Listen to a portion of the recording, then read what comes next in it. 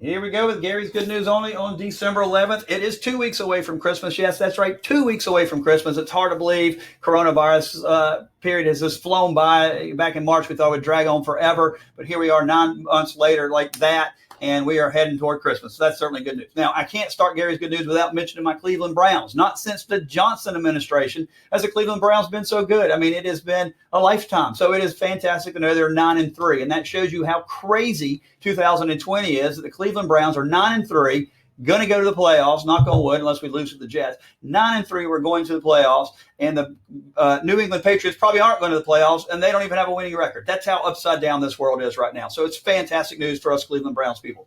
CNBC News and economic news. Homeowners have $1 trillion more equity in their homes. That's how much richer homeowners are, because the average homeowner is seeing 10.8% more equity in their house as prices continue to go up. That's good news. Makes it easier for you guys to sell houses when there's more equity.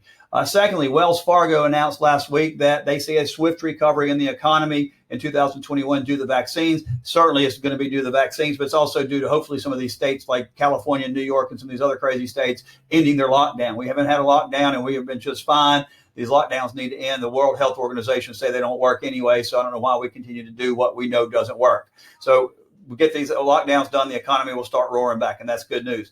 Pfizer also announced that they have FDA panel approval for the emergency distribution of their vaccine. That would be 3 vaccines under Operation Warp Speed in less than 6 months to come out in the United States. So we are just days away from that. We're also days away from vaccines being given to frontline health workers. So we are at the cusp of this thing going away, because the vaccines are out. And, the original number was 100 million vaccines by February. With the 3rd vaccine out, it could be greater numbers than that. The last couple of things here. As of December 10th, Health and Human Services released the numbers for inpatient bed occupancies in hospital. If you'll remember, before Thanksgiving, this guy named Michael Osterman, who is the head of the coronavirus task force under the new administration, he said within 14 days, the entire hospitalization system was going to collapse because of the number of cases, because of I guess, Thanksgiving. Well, here we are as of December 10th. We're only at 75.4% inpatient bed occupancies.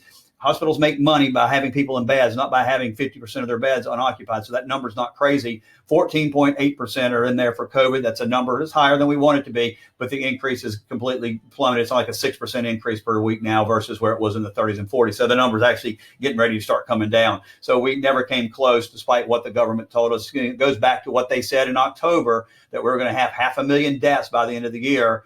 No, we're not. We're not going to be anywhere close to that. That was an outrageous number. I don't know why they continue to give these numbers that no way come true. So good news. I don't think anybody wants 500,000 deaths. So it's good news when those numbers aren't coming anywhere close to what they're saying. So that's great. Last thing is, we have conquered the flu in the United States, apparently. I don't know how we did it. Somebody said, well, it's because we're wearing more masks. And then they told me also at the same time, COVID's raising because we're not wearing masks. So I don't know how that squares. But the interesting thing is, flu is 0.15%. Positive test, 0.15%. The 5-year average is 3.97%. So, I mean, it's not even a fraction of what it normally is. So somehow we cured the flu. I'm not sure how that happens. I think scientifically people think that this has replaced the flu. This has killed the flu out. So that's great news. Last thing is, my podcast this week is creating quite a buzz. Take a listen to it below. It is on escalation clauses and multiple offers. So a lot of things to listen there. I hope everybody has a wonderful and safe weekend.